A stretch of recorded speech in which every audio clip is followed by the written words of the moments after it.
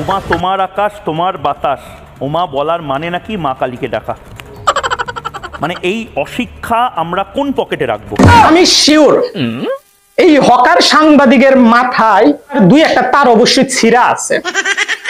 আর আজকে চলে আসলাম এই হকার সাংবাদিকের মাথার তার ছিঁড়া আছে কিনা সেটা যাচাই করার জন্য।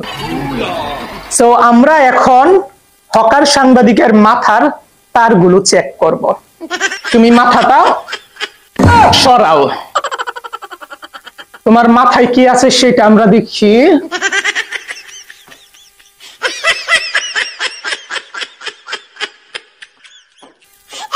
আচ্ছা আচ্ছা আচ্ছা, আমি যেটা বলছিলাম যে তার মাথার হয়তো তার ছিঁড়া আছে, এই যে তার মাথার দুইটা তার ছিঁড়া, যার ফলে সে এত কথা বলে।